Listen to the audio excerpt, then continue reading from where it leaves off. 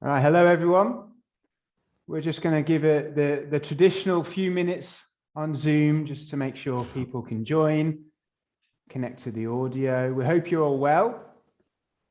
Do you know what? It'd be really cool to know where you are in the world, and what should we ask them, Madeline? What you had for breakfast? So I always go with the weather question, but yeah, breakfast. Oh, well, we are in England, actually. You should get used to this. We make small talk about the weather. So, yeah, feel free to post in the chat where you are in the world and either what you had for breakfast or what weather you've got right now.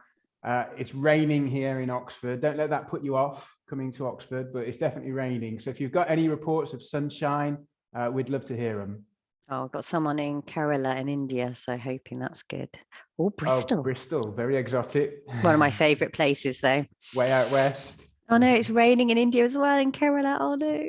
Pradeep, sorry to hear that. You can join us in the wet weather. 27 degrees but grey. That's kind of the worst of both worlds. So we'll give it a few more minutes. I can see a few more people tuning in. Oh, snow in Canada. That feels very Christmassy. Like snow feels okay, better than rain. Exactly. If you're going to go winter, do it properly. You're very welcome to keep posting your comments and questions in the chat as we go through this webinar. And in fact, I know in this format, there's a Q&A panel and a chat panel. To make life easy for Madeline and I, if you just use the chat panel, even for your questions, we'll try and pick up questions from there. We're going to answer questions at the end, but feel free to post them as we go through this webinar. Okay, I think that's given everyone an opportunity to join. So welcome to this talk about the Careers Service. So you may be determined to come and do an MBA at Oxford. Oxford might be one of a number of business schools you're considering. You might not even know for certain if you're going to do an MBA or not. But whatever stage you're at, I'm willing to bet that your career and career outcomes are a big part of your decision-making process. So today we're going to talk a little bit about our approach to careers. We'll share with you how the team is structured. We'll share with you some frameworks to help you think about your career decision-making, and they're going to be useful to you whether you come to us or go somewhere else or don't do an MBA at all. So we're going to give you something of real value there, I think. We'll talk a little bit about our philosophy and how we think career outcomes are achieved. And we'll also talk a little bit about the time frames that you should expect to be working towards if you're making a career transition, and how different industries have different time frames. And we're going to leave plenty of time for your questions towards the end. So again, do feel free to post your questions. We're going to leave a lot of time for that. You guys are very lucky. So normally you get like the head of the careers service or one of the managers in the careers service delivering these presentations, and there's some boring slides to go through and things like that. I don't know why, but for some reason they've trusted Madeline and I with this. So we're not going to use any slides, and we haven't got any set agenda. We're just going to talk to you. We're going to keep it real here. So you're going to get the real inside information from us too.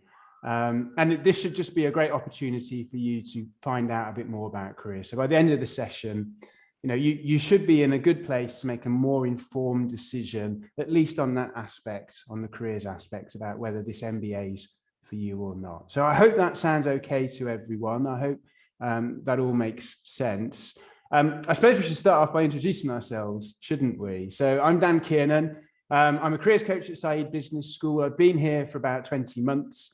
Prior to that, I did a similar role for 3 years at Henley Business School, which is another UK business school, not too far away from here, not quite as prestigious as Said Business School.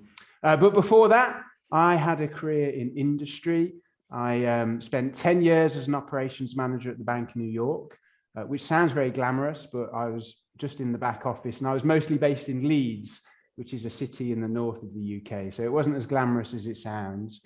But after 10 years of that, I realized I was only ever going to be a small cog in a big machine. And so I transitioned to working for a fintech startup. So I've had two big career transitions in my own career journey, and I do enjoy drawing on my own experience to support students with their journeys. And my role here at Said is to lead on what we call impact careers. So I support students that want to have careers with positive social or environmental impact. So it's a broad church. It covers things like NGOs and social enterprises, or the sustainability functions in big organizations. So that's where I'm coming from. And Madeline, I'll let you introduce yourself and share a little bit about your background. Thank you very much, Dan. So I'm Madeline Paler. I've been at the business school for about 6 years now. My career has been all about enabling people to fulfill their potential. So I started off many, many moons ago. I do use good moisturizer, so hopefully you can't guess, but I was in recruitment. So, and then went on to start a satellite business in learning and talent for senior execs in London. I've also run my own boutique consulting firm in the leadership and talent space, as well as work for management consultancy in the same area, both in London and in Sydney, Australia. And this has encompassed things like assessment, coaching, one-on-one group work, developing competency frameworks, and as well as dreaded offboarding projects as well. So I've been in all stages of the employee life cycle, looking at really how we measure talent and how we help people to grow and fulfill their potential. So here at the business school, I do a lot of work one-on-one with students who are looking to go into the energy, mobility, agriculture, and heavy industrial space. So these are all kind of massively transformative industries at the moment, and they're all changing in front of our very eyes and having an impact on every aspect of our lives. So it's a really interesting and exciting space to be in, as well as the one-on-one and group work to develop your skills and capabilities moving into the job market. I also lead a couple of programs along those lines, as well as our product management learning pathway for those of you pivoting into PM roles. So that's what I'm up to here. So I'm going to shall I get started on our model, Dan, and talk through a little bit how we kind of articulate the career journey? Yeah, I think that's a really good place to start, because these are the frameworks that are useful, whether you do an MBA or not, whether you come to us or not. This is the part of the presentation that, you can take away and apply whatever happens next. So yeah, why not start there, Madeline? Excellent, will do. So as you can imagine, within the MBA, we have a lot of events, a lot of calls on your time. And the one-year MBA in particular, you're very pushed for time with the academic and the social side. Because we have the college structure as well, you're going to have that side of the experience going on as well. So it's really helpful for you to be able to differentiate between what's going on around you, what's useful to you, and what maybe is something that can be a little bit lower down that list of priorities. So to help you articulate what kind of career journey you're on and where you are in that journey, we've put together a 9-box grid. Really to give you that extra insight and help you navigate your time through the MBA. So if you can imagine in your mind a 9-box grid, the 3 types of career journey that we talk about are those who are in the accelerate journey, which is when you're staying within your lane, really. So same sector, same function, and you're really potentially just wanting to use the MBA to jump forward 3 to 5 years in your career, really. So get that extra breadth in terms of leadership and skills to move forward at an accelerated rate. The other journey is transition. So that's when you're looking to make 1, 2, or 3 switches. So you're either going to change sector, function, or location, or all 3, which is a very big challenge, but some people do manage it. But you're clear on what those changes are going to be. So you know in your own mind that you're moving from one sector into another specific one, and we're going to help you kind of make those pivots. And then the final career journey is the explorer. So this is very much when you leave behind your past life and use the MBA as a way to kind of draw one period to a close and think, well, whatever that was, I don't want to do that anymore. I want to make a complete change, but I'm really not sure where. Or potentially go back, but the whole essence of the explorers is you've not really decided yet and you're on a learning journey. So you want to find out what's available to you, what's going on, where your passion lies, and start to move towards that. But it's worth understanding that the explorer is not moving towards a specific point necessarily. So Dan and I have worked with people who are exploring through the MBA, and now 2-3 years out, they're still exploring. So you can have a job, but still be exploring and open to other possibilities rather than sticking to one particular area. So if we think of those 3 journeys, we also articulate a stage of the journey. So the first stage would be reflection, where we have lots of tools and reflection opportunities for you to really think about where your strengths are, what you enjoy, where your passions lie, and really what your aspirations are for your career. You know, what do you want to leave behind at the end of the day when you go off to get your pipe and slippers and watch the sunset? The next phase, once you've kind of got some clarity around that, is discovery. So going out there, talking to people, experiencing things, learning things, watching, and really just gathering in that information, which can be a cyclical thing whereby the information you get actually changes what you're thinking you're going to do, or what you know, where your passion lies. So this discovery phase is a big stage and really should last, you know, a significant amount of time compared to the other 2. And again, lots of opportunities to do that during the MBA through either meeting employers, each other, because you've got a massive cohort of our fellow students from all over the world doing lots of different things. And then the final stage is activate. So when you have made decisions and you're clear on what happens next, activate is pushing the button. So applying for the job, taking that trip, learning that thing, you know, whatever it is, moving forward in your plan. So that 9-box grid can help you in terms of where you spend your time, where you put your energy, and also help articulate to other people around you where you're at, and find potentially like-minded people that can support you as well. Dan, back to you. Thank you, Madeline. Yeah, I love that. I mean, I don't know about you, Madeline. I work with a lot of students who really appreciate knowing where they fit. You know, are they an explorer, a transitioner, an accelerator? What stage are they at? Are they doing reflection? Are they doing discovery? Is it time for activation? Sometimes they get a bit uncomfortable, like moving between the 2. And, you know, we have to do some work to make them feel comfortable with that. But yeah, I think it's a really important framework. I don't know what you think when you're dealing with students, Madeline. Is that what you find? Yeah, I think it basically makes it nice and clear to share information easily. So this is where I'm at. This is what I should be, you know, what I'm trying to do. And then we can move forward. So it gives a sense of security in some ways, but like you say, it's not necessarily always a comfortable journey. And again, these terms and being able to marshal your efforts, depending on where you see yourself, can also be reassuring when you are outside of your comfort zone. Yeah, brilliant. Thank you, Madeline. So I invite all of you just to take a moment just to reflect, you know, which box do you think you're in? Now, are you an explorer? Are you a transitioner? Are you an accelerator? And if you know which one of those you're in, which one of those lanes you're in, now where are you? Are you doing the reflection? Are you doing the discovery? Are you ready for activation? I'll share what I think is the biggest pitfall. And I'll be interested to know if you agree with this, Madeline. I see students make a really big mistake. They either spend too much time in reflection, and it's a fig leaf for procrastinating, or they jump straight to activation before doing any discovery. And so they're not ready for the activation. They're not a strong enough candidate, essentially. So I don't know, is that something you see as well, Madeline? Yeah, absolutely. So I think rushing discovery is the worst thing you can do. And we do always kind of have students that will come back to us realizing they're actually going in the wrong direction. They've got a job that they're not particularly happy with, and should have spent a little bit more time finding out a little bit more.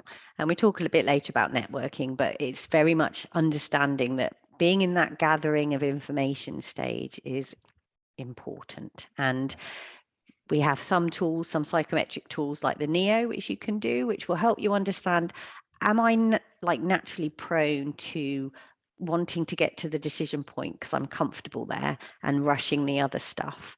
And if you can get that self-awareness, that can often help you manage it better. Likewise, as Dan says, some people are naturally prone to want to sit back and procrastinate a little bit rather than take forward steps. So again, with that awareness, you can manage it better and make sure you are moving at the right pace based on where you really are in the journey rather than where you feel comfortable staying. Yeah, it sounds so familiar. I'm definitely the person who does too much procrastinating, and I don't want to get into that discovery phase. Well, look, let me build a little bit on what Madeline's been talking about. So let me say some things about our kind of philosophy and our approach to achieving career outcomes. And the first thing I want to talk about is coaching. So you can see I call myself a careers coach. I'm on a lot of calls, and because I'm so young and beautiful, people often think I'm a student. So I just have to make it clear what my role is. People get a bit confused about what coaching is, particularly when it's career coaching. So this is my take on it. I'm not here to give you advice. I can't tell you what job you should do. You're much too complex and sophisticated, and the world of work is much too complex and sophisticated for me to do that kind of matching function of saying you should do this. But then even on some of those other questions, like, is it time for me to give up on plan A and switch to plan B? Have I put enough effort into this? Is this the right strategy for me? How much time should I spend on careers every week? Unfortunately, I can't advise you on those questions either. I have some techniques to help you think through them. And I'll share some of those with you in a moment, perhaps. But the big questions for careers and career development sit with you, and you have to own those. And my job is to help you think those through. The other thing I don't do is I'm not a placement agent or a recruitment agent. So I'm not going to find jobs for you. I'm not going to put you into a job. I'm going to broker interactions with employers on your behalf. And that might be an employer presentation. It might be an introduction. It might be a workshop. It might just be posting a vacancy where an employer has come to us and said, we're interested in hiring candidates from the business school, but I'm not going to find a job for you. That's what recruitment agencies do. So my role really as a coach is to help you think through your options, understand yourself and make good decisions, and then put in place strategies to make those decisions a reality. And I help a little bit at the sharp end with things like interview preparation and CV polish. So that's really the function of a coach. And we emphasize coaching because many of our students are very ambitious. They have, they aspire to, really kind of trophy careers. And as I say, it's a very complex landscape. So coaching is the best way to facilitate you through that process of engaging with that landscape. And this is where it builds on what Madeline was saying earlier. The important part of that process she was outlining is the discovery. The discovery is when you're going to gather the material that helps you with your reflection. And the discovery is where you're going to identify the opportunities that appeal to you the most and gather the information that's going to help you shape yourself as a candidate and shape yourself as a strong candidate.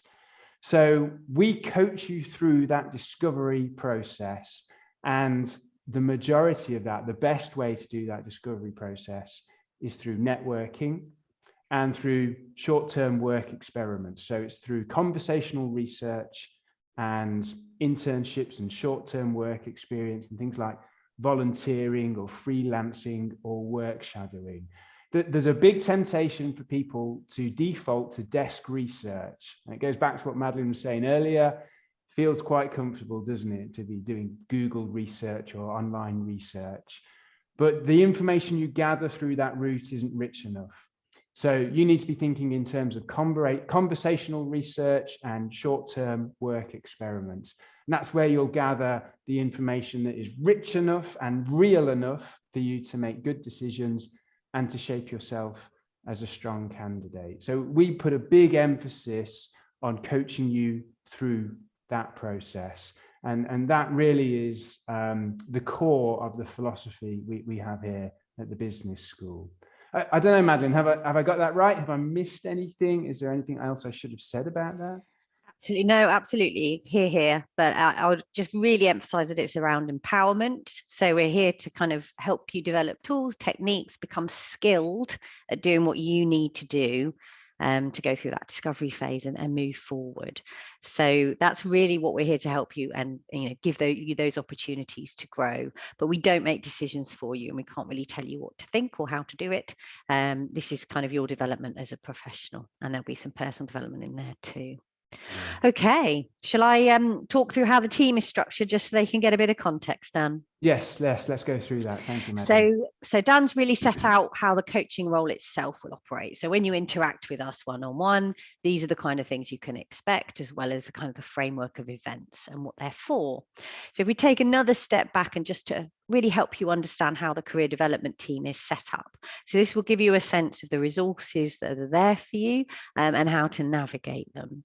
So underpinning everything that we do, we have a portal for MBAs, which has a lot of learning activities and pathways for you to develop things like strong networking tools in your LinkedIn profile and elsewhere, how to develop a effective CV that makes the kind of impact that you want to make, how to understand interview processes and so on, as well as more specific video courses and other online resources depending on your chosen career path.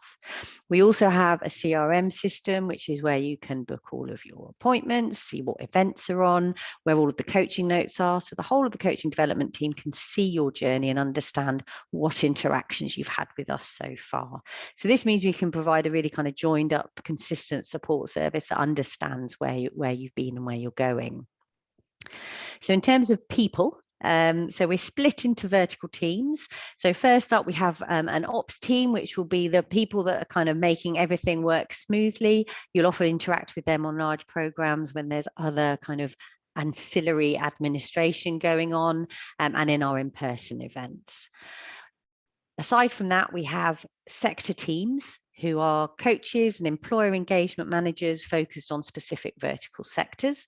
So there's a finance careers team, a consulting careers team, and then a global industry careers team, which is basically everything else. And these teams vary between 3 to 5 people large. So mostly coaches, but also some pure employer engagement roles as well.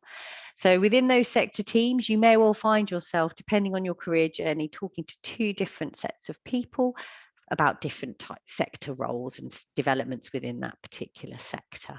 So that's how we're split. And within global industry, it's a little bit more diverse, with Dan obviously part of that with impact careers as well, which kind of spans across on a horizontal level a lot of what we're doing.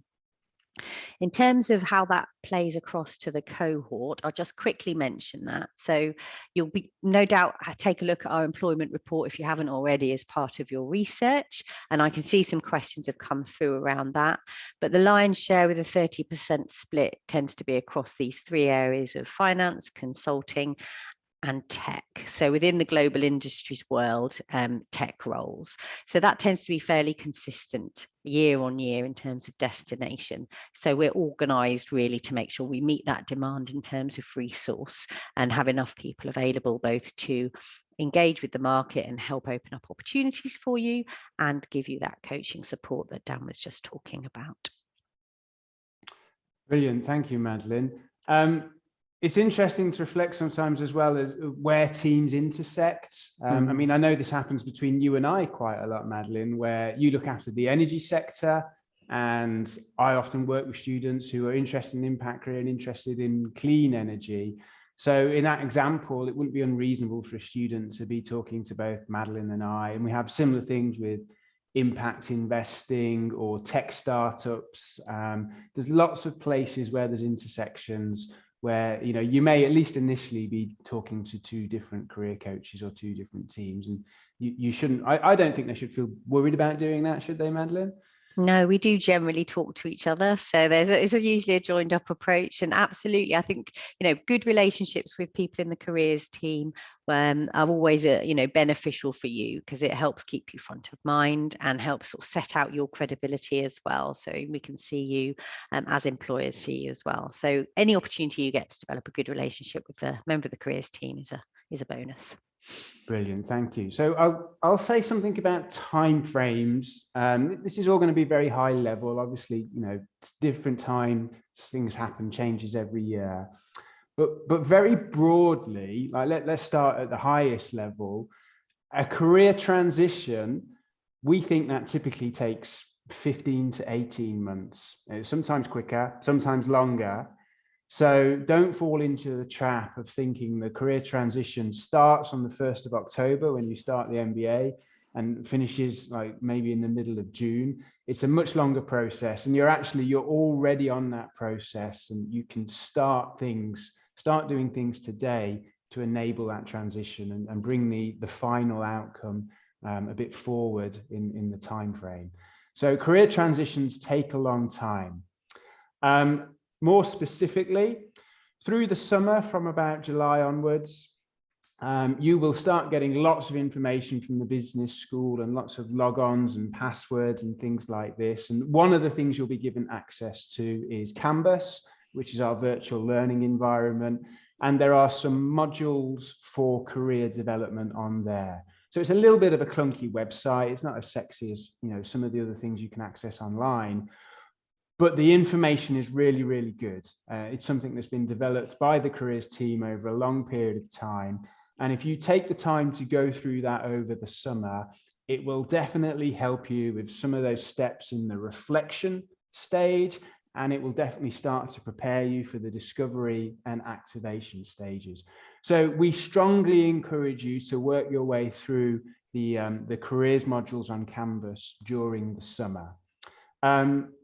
As the summer goes on, we'll also have more and more of the career coaches starting to make appointments available for incoming MBAs. So that will give you the first opportunity to have a coaching conversation with someone on the team and start getting some specific bespoke reflections that are personal for you rather than just doing the online stuff. We'll also start opening up things like the consulting development program. So in consulting, typically the deadlines come very early. The deadlines for applications come very early in the term. So we give you as much chance as possible to prepare for that. And the consulting development program will be opening up. That gives you opportunities to do a bit of reading and learn a little bit about the consulting landscape, but also to do things like practicing case interviews and understanding a little bit about the hiring practices in that sector. We'll also open up things related to the finance industry. You might start getting information about other organizations that come early, like Amazon, for example. And in the impact sector, which is I'm responsible for, it tends to be a very ambiguous journey into that sector. So I do a lot of webinars where I help people think through how they're going to go through that journey and connect with each other. So there's a lot of activity that happens through the summer. You may have plenty of time over the summer and you can engage with it all. You might still be working full time and find it a little bit harder.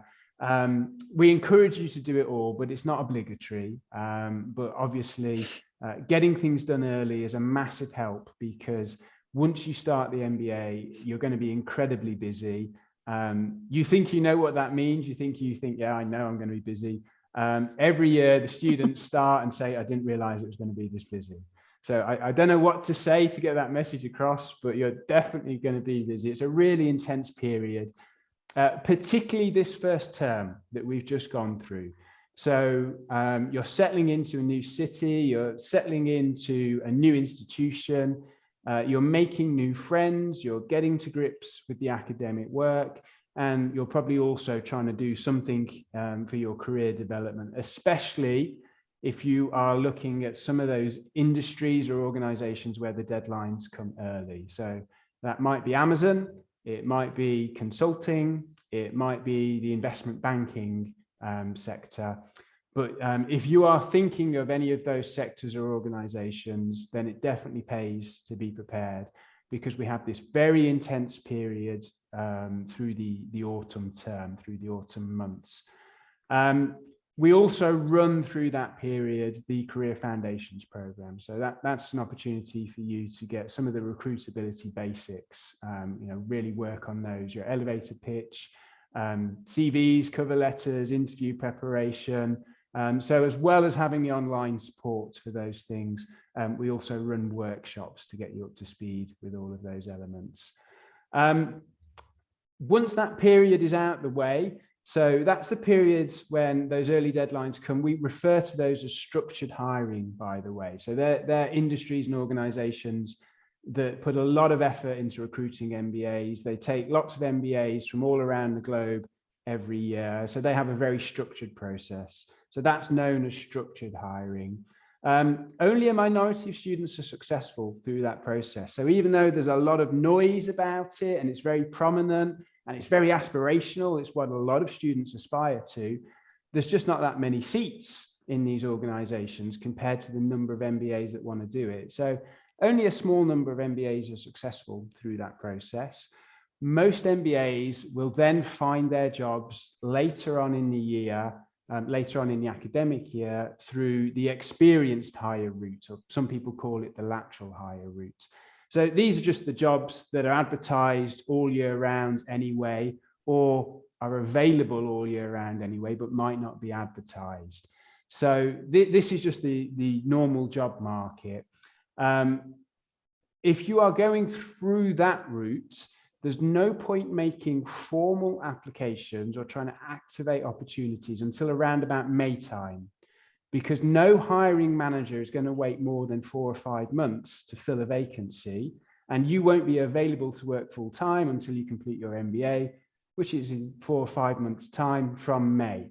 So that's when the transactional part of the process starts. But that doesn't mean you can just take the rest of the time off, because what we strongly encourage, and again, this is building on what we said before, is for you to cultivate relationships and build a network in the target sector or target organizations where you want to work.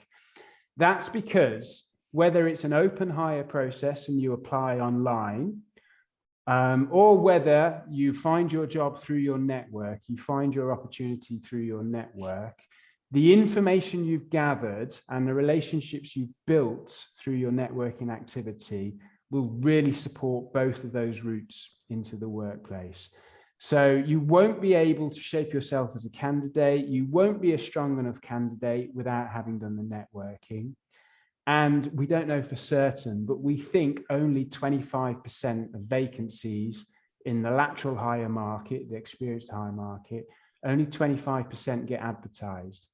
75%, something like that, are filled through networks and relationships. So if you're going to access that hidden job market, you've got to form those relationships. You've got to cultivate that network.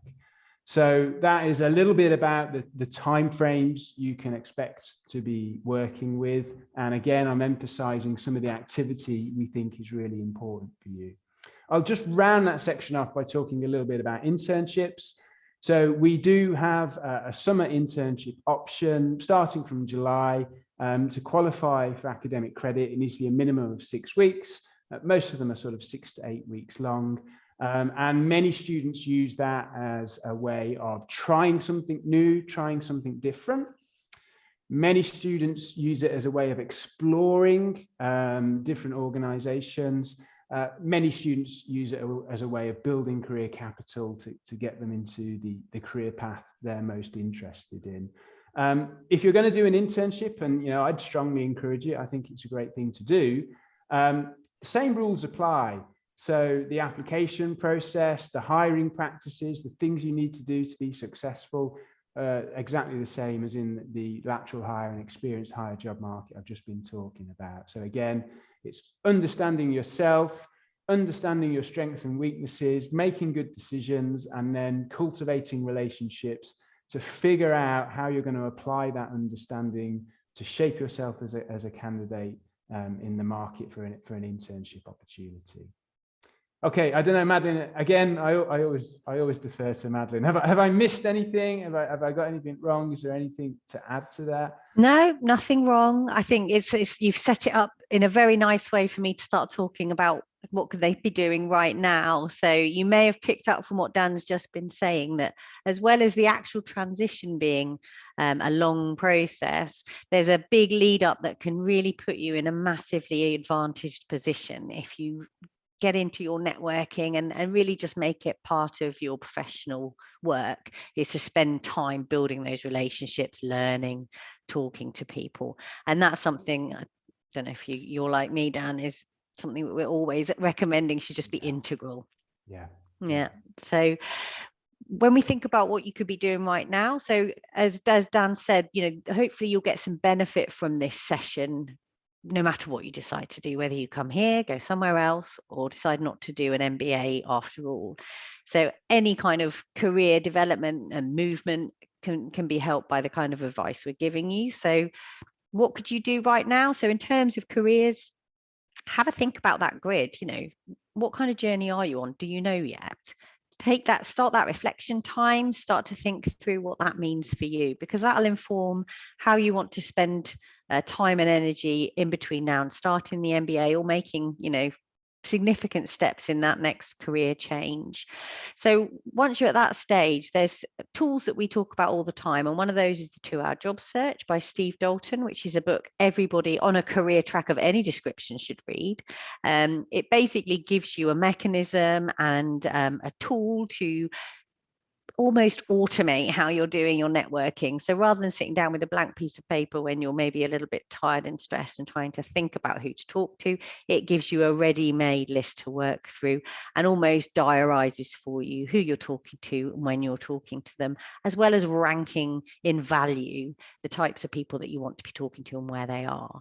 So this really helps you develop a meaningful network that's relevant for you, that you can then nurture long term. So regardless of what's your career journey and where you are on it, this process is useful, whether it's for learning, connecting and finding opportunities, or self-discovery as well. So doing this process is always helpful in your career, regardless of where you are. So make sure your online presence is on point. Make sure the first thing people do when you reach out to them is they look at your LinkedIn profile. So make sure that's where you need it to be. And there's lots of advice online for that, and get started. Dan, you've already talked about these kind of brisk deadlines that come up. So as you get closer to the start of the MBA, I was just going to mention that. So if you're on structured hiring or co-curricular things that are important to you, like Finance Lab, these are things you need to kind of be aware of as soon as possible. But Dan, you've covered those off nicely. Is there anything else, Dan, you think they could be doing right now that we should leave them with? I think you've got most of the things that I would have said there. If you're not certain how to set up your LinkedIn profile, here's an easy tip. Have a look at the people in the roles that you aspire to and just copy the way they present themselves. There's no point reinventing the wheel. So that's an easy way to do it. And I mean, I get told off for talking about the 2-Hour Job Search all the time, but I can't recommend that book highly enough. If you read that, over the next couple of weeks, it'll give you a great framework for career development, as Madeline says, whatever you do. The other book I often recommend is called Working Identity. It's by Jimena Ibarra, and that's the best book I've ever read that talks about how career transitions actually happen. And the key takeaway from it is this counterintuitive point that we've been emphasizing throughout this webinar, actually, that it doesn't go think, do. It goes do, then think, then do a bit more, then think again, then do a bit more, then think again. And this book describes that process by looking at case studies of different people who've made successful career transitions. And she's a very famous academic, a very famous thought leader on this topic. If you read those 2 books, you'd be in a really strong position, prior to starting the MBA. Okay, I don't think I've got anything else I want to say, Madeline. Are we ready to dive into the questions? I think we probably are, yes. Okay, well, shall I take Lydia's in the chat? Because I've seen those. And okay. Then I see we've got some in the Q&A as well. If you have a scan there and take a couple from there, and then we'll just bounce between us. Will do. Sounds good. So Lydia is asking about discovery. What's the best way for discovery? Because it's hard to do internships. She's not an undergraduate anymore. Is it mainly through informal coffee chats? That's helpful, but sometimes hard to get to the juicy bits. So it's a smart question. It's a really smart question. First thing to say is yes, informal coffee chats is a great way of doing discovery. It's quick and easy to get set up, quicker and easier than doing an internship. But it gives you much, much richer information than just doing online research. And you are developing relationships that may subsequently turn out to be people who will help you later on. They may notify you of opportunities. They may actually advocate for you or refer you to hiring managers. You're right. Sometimes it's difficult to get to the juicy bits from just chatting. That's all about relationship development, I think. So, how do you develop a relationship with someone so they will be more candid with you and will share more information with you? It's about going back to them, not just having a one-off conversation, but going back to them 6 weeks later, 8 weeks later, letting them know what progress you've made. If they gave you any homework, like a resource to look at, or they shared a connection with you or something like that, you must follow up and tell them I did my homework and what you thought about it. So you're developing relationships. And my top tip for this is don't think transactionally. So it's really tempting to think transactionally, like I just want to talk to this person because I want a job. And that probably makes you feel uncomfortable. You're probably not that mercenary. I mean, some MBAs are, but you're probably not. And it probably makes them feel uncomfortable because they pick up on this kind of transactional part of your thinking. So don't be transactional, be curious. Get them talking about their favorite topic, which is themselves. Position them as the expert and just be curious about what it's like to do their job, what things they're seeing from their hilltop, what developments they're noticing, what they observe good people doing, where they have big projects and bottlenecks in their work. They'll be very happy to talk about that, and it will give you the real information, the juicy bits that you say you're after. I'll say one more thing about internships. Don't get hung up on the idea that internships are just for undergraduates. Well, that's probably how most of us think of them. So I understand what you're saying, but internships can be for MBAs, or if we just called it short-term work experience. So it might not have the label internship on it. It might not be advertised on a website. It might just be 3 or 4 days work experience, or it might be 8 weeks freelancing, whatever you want to call it. It's short-term work experience that's going to help you understand the sectors that you aspire to working into. So don't get hung up on the word internship. Can I just say also, it is possible to arrange a pre-MBA internship. So if you're really keen to do that, a number of MBAs come to us each year having finished their the full-time role and taken something over the summer. So don't discount that. If you want to explore it further, you may well find there's an opportunity there. And the other thing I was going to add with the networking piece was also try and think maybe adding value for the person you're talking to. So bring something to them that they might be interested in and ask their opinion, or share something that's going to kind of pique their interest and add some value for them, because then that kind of puts it on a slightly different footing where they can look forward to what you're going to bring them next time. Danny, do you want to take Lydia's next question, or shall I dive into the Q&A? You dive into the Q&A and then I'll do Lydia's next question. Yeah, let's do it that way. Okay, let's see what we've got in here. So how can the careers team help entrepreneurs and business owners, and what percentage of the graduates are entrepreneurs or business people? So Ashish, that's a good question. I think if any of you have asked a question about the percentage of students going into X or Y, I'll have to preface anything I say with, we rely on the data that the students give to us, so it is often incomplete. The employment report is the best source of data for that, because that's gathered rigorously every year, so we can give you a clear sense of who's gone where. In terms of the careers team, we have the Entrepreneurship Center at the business school. So if you're a budding entrepreneur or business owner and want support in that world, then we would recommend you go and speak to the Entrepreneurship Center, as it's not something that we tend to own here in the career development team. Ashish, I'll just finish off your question as well. So alumni networking events available to students. Pretty much every careers event is an alumni networking event, whether it's a workshop, we often get alums involved in that. Employer presentations are often alums coming back to the school to tell you about opportunities and organisations, and even just straight networking events are often with the alums. We will encourage you to join the alumni network when you start the MBA. So right from the start, you'll be connected to the alumni communities and understand what they're doing. So yeah, huge emphasis on connecting you to the alumni network. Yeah, perhaps that links back to things you can be doing right now. as a potential Oxford student or as an admit, perhaps a little bit later on if you're a successful applicant, that's enough of a reason to reach out to some of our alumni network as well. So you can begin some of that networking activity straight away. Let me take Lydia's question then on switching from non-finance to finance careers, and particularly interested in hedge funds and investment roles. So I'm just going to take this question kind of a little bit higher, so it applies to people who are thinking about any kind of career. It goes back to what we were saying before. You need to talk to the practitioners in the industry and figure out what's important for them, what their hiring practices are, and what they're looking for from candidates who are making the transition. And so whether it's from non-finance to finance, from finance to consulting, from consulting to industry, that's the process you've got to follow. I can give you a general answer. So of course, it's possible to switch to a finance career. Hedge funds in particular are very difficult to get into.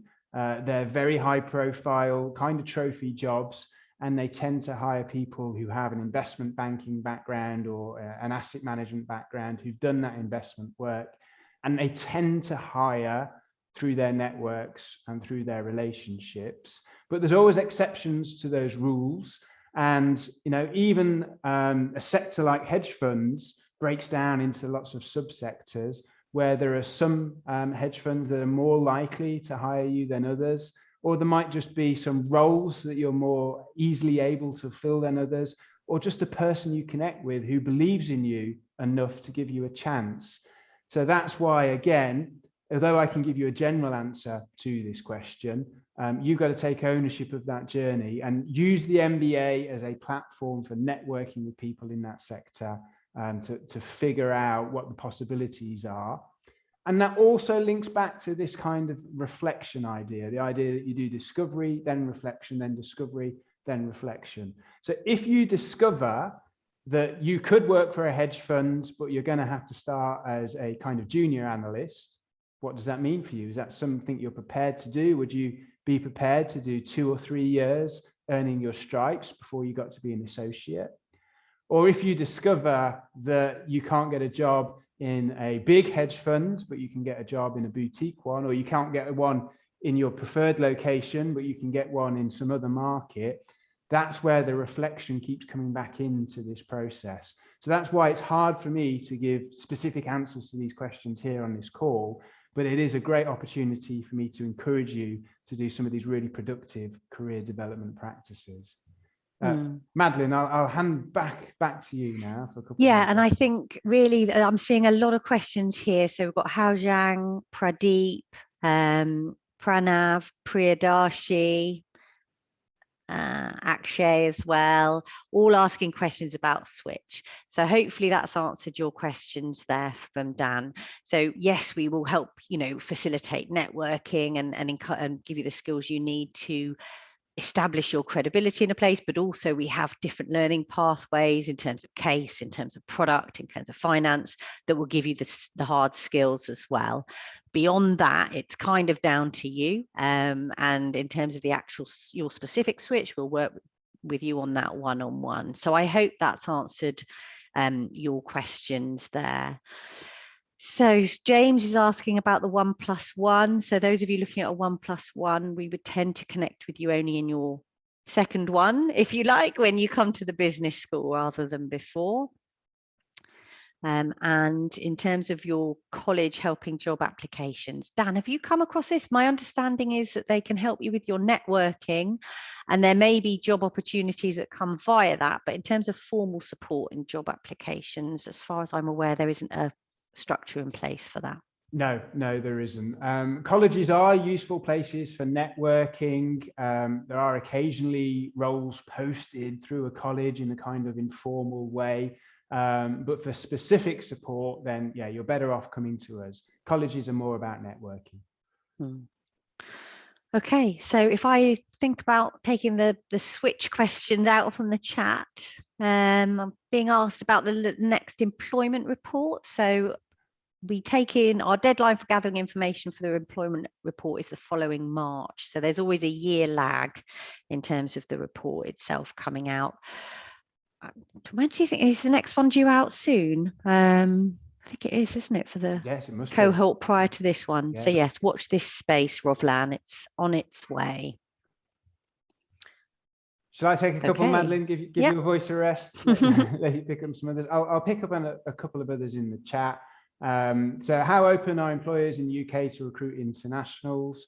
It depends on the employer, but often they're very open to recruiting international students. It's a very international job market in the UK, particularly at the MBA level, and particularly because we now have this 2-year post-graduation working visa that you can apply for. So you can use your student visa to stay in the UK for a further 2 years and look for work and work full time with it before you have to apply for a fresh visa. So as a country, we tend to be quite open despite Brexit and everything else you might have heard. But it does depend on the employer. Some employers have never sponsored a visa and they get a bit scared about, it sounds like it's going to be a lot of administration, something really difficult to do. Some employers, are very happy to go through that process. The top tip is, if you understand the process, when you get talking to an employer who's never done it before, you can reassure them of all the high-level steps and reassure them that it's going to be quite easy. And then I'll take the question about transitioning to the impact sector. Would companies value an MBA over a specific master's in development? That's a very specific question. It'll depend on the organization. So there are a lot of impact roles that value commercial skills, and generalists, or sometimes on the MBA we talk about T-shaped people who are generalists across the top with one vertical where they have a lot of domain knowledge. So MBAs tend to fit those profiles, and there's lots of impact roles that search for those profiles. But there are also a lot of impact roles that look for specific masters in development or in sustainability or in environmental science. So again, thinking about what you can do right now to help your career journey. If you know the roles you aspire to, have a look at the profiles of people working in those roles, talk to practitioners doing those roles, figure out how important an MBA is, how important a master's is, which one's going to be more valuable than the other, whether you need any of them at all. Figure out the steps in the journey to get where you want to go, and then that will inform your decision making about this whole process. Thank you, Dan. Zizi's got a question around the focus on firms in Africa within the Careers Centre. So I can answer this more broadly, in fact, as well. So yes, we do endeavour to get a certain number of students each year onto the MBA from the continent, and we do have strong links with various firms across the continent as well. So it's an active area, and one of our electives takes us down to South Africa, I believe, each Trinity term. So there is that, and this is more broadly. So we've had a question about, where to recruit to. Do we support, switches out to other countries? Absolutely, it's a global service. We have a network across the world. The alums have ended up everywhere you could possibly imagine. So yes, 100%. Whether you want to stay in the UK after the MBA or go somewhere else, there will be a strong kind of connection there through the alums and through other employer relationships. Brilliant. Thank you, Madeline. Did you have another one lined up, or shall I take? I see a couple for me from Anonymous and Apurva. Okay, I've just got one from Akshay around product. So Right. We do have a specific learning pathway for product, Akshay. So again, that is a switch, and we do have a lot of students making that switch each year. I would say that generally speaking, most opportunities ask for experience in product. Some don't. So those are the kind of the golden opportunities. However, I have had experiences whereby an alumni who is a hiring manager or works for a hiring manager has talked about the learning pathway, and that has enabled the hiring manager to be flexible about experience. So it can happen. So if you want to switch to product marketing, do take the pathway, because it'll help as much as possible replace the work experience. And also, actually, your question about Google, Amazon Web Services, the type of job. So a lot of PMs, also a lot of things like customer success, enterprise, BD sales type roles, as well as program and project management. So they tend to be the spread across Google, Amazon, and AWS. Dan, have you heard any other differences that we should add in terms of job titles? No, I think that's it. Yeah. Okay, over to you. So I'll take Anonymous and Apurva, and then I think there's one from Varun aimed at you, Madeline. So okay. Maybe if we back that one back to you once I've done. So Anonymous attendee, how easy or difficult is it to find opportunities in sustainability? I love this question. Like, how on earth am I supposed to answer that? How long is a piece of string? But it gives me another opportunity to emphasize my core message, which is you've got to take ownership of your journey. The answer to that question is going to depend upon exactly which opportunities in sustainability you're looking for, and exactly what your background is, and how much experience and what knowledge and skills you've already got.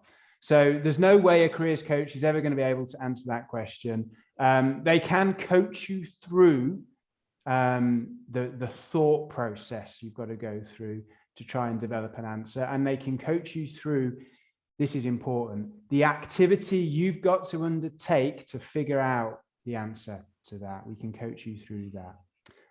Apurva's got a question, significant impact experience but no finance background. How easy is it to get a job in impact investment? The answer is not easy.